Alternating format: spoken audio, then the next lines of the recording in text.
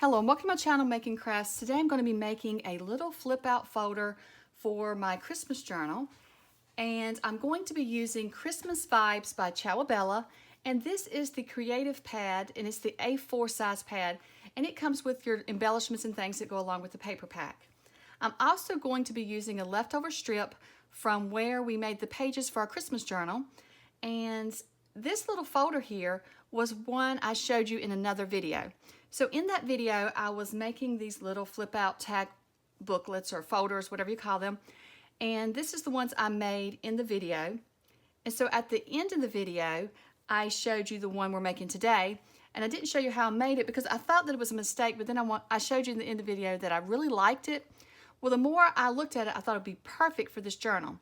But when I tried seeing if it would fit in it, I think it's just a little too short. When I punch the holes, I'm afraid that there's not going to be enough left on the edge. So I pulled out the strip that we'll make another one with. And so this strip measures around 7 by 12. So I'm just going to use it to create the little folder. And then we'll use the A4 paper pad to decorate it or to add pockets and things. So for the strip, I've scored it at 1.5, 5.5. And then I'm just going to bring in my little folder here because I want it to be the exact same size as far as where the score lines are. And I'm just putting the score line at the 5.5 and seeing, where it lands up. And it ends up at 8 7/8. And that's just a little mark right before 9 on your scoreboard. So I'm going to score it at 8 7/8. So then we should have all of our score lines in it. So we'll fold it up.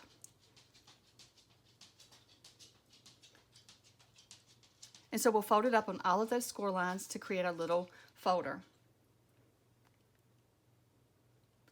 So when I score, sometimes even when I score, when I fold it up, I get it a little wonky. So I'm just going to come back with my stainless bone folder, and I'm going to just press down the score lines better. I'm just going to crease it better and make sure that the top and bottom edges are lined up so that it's not really wonky. I'm not worried about it being, if it's a little off, but sometimes I get it a little wonky, and so I want to make sure everything's lining up pretty good.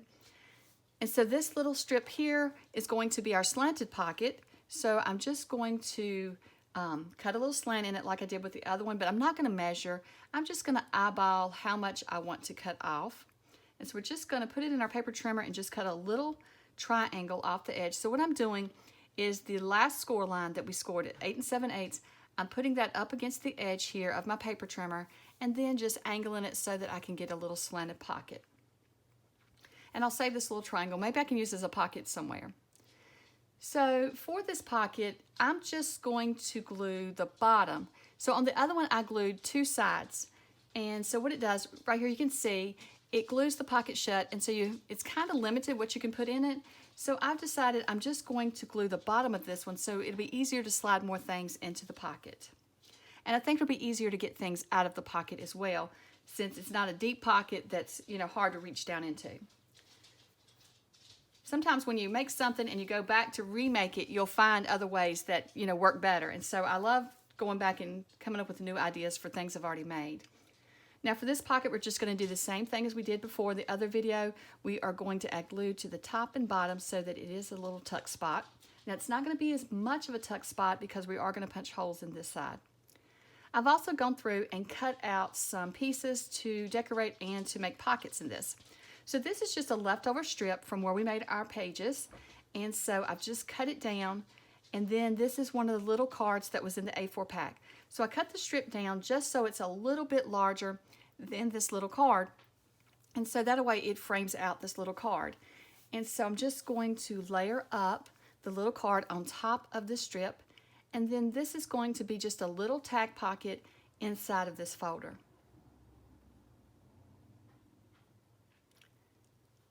And I thought these two papers looked really good together. So that's why I layered it up, but you could choose any of the papers that was left over in your scraps if you're following along with the same paper pack. But this is a gorgeous paper pack.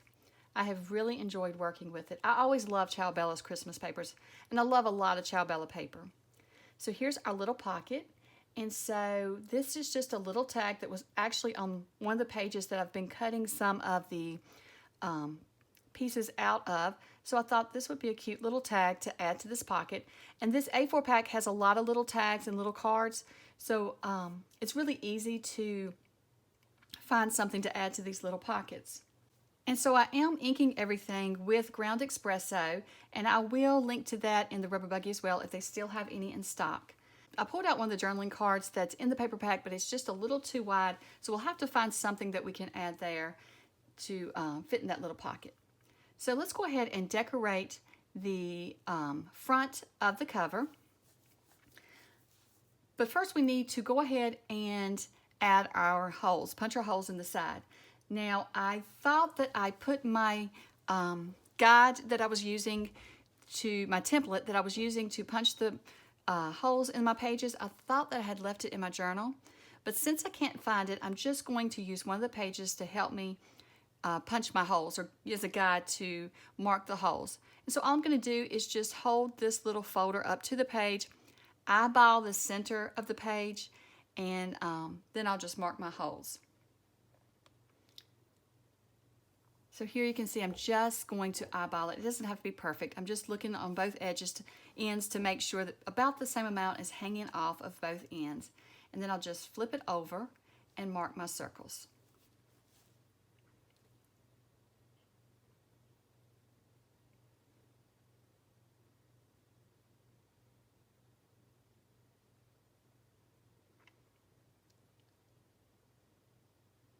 It is a good idea to add the template to the binder so that you have it when you're making things like this.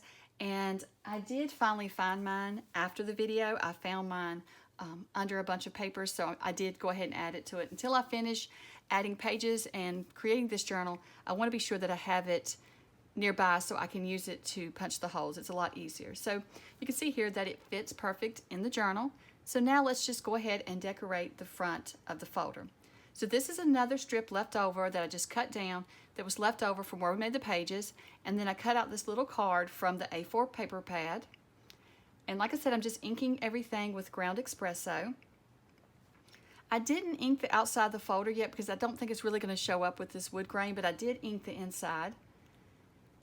And when I flip these papers over, I have such a hard time. I'm like, oh my gosh, that side is so gorgeous too. This is one of those paper packs where both sides are so gorgeous, you really hate to cover up any of them. So I'm just going to layer this up so that we have a little framed out piece here on the front cover. And then I have gone through and cut another strip down, and this was just another leftover piece where we made the pages. And so I've just cut it down. This is going to be a belly band on the front of our little folder. So to add it, I'm just going to add glue to the top and bottom of it so we can create a belly band here. And I did go ahead and ink the edges of the belly band off camera so that it would be ready for me to add to the front. And so I'm just going to center it up on our little front flap.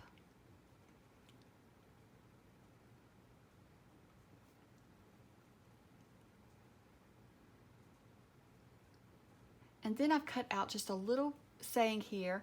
It says letters to Santa, and this was in the A4 pack as well. And I'm just going to use this as my tab. On the other one at the beginning you saw that it had a little tab on it. So I'm just going to use this as my little tab so that you can see where to, where it opens up, because if you see, it all just kind of blends together right now. So I'm just going to add this little tab here.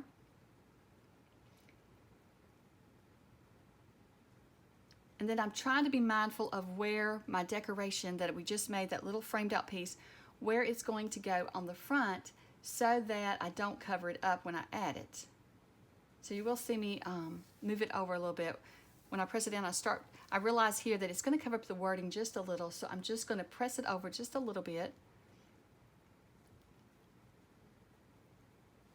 And then I'm going to add our little framed out card to the front, but I'm not going to add glue on all the edges, because if I did, it would glue my belly band shut.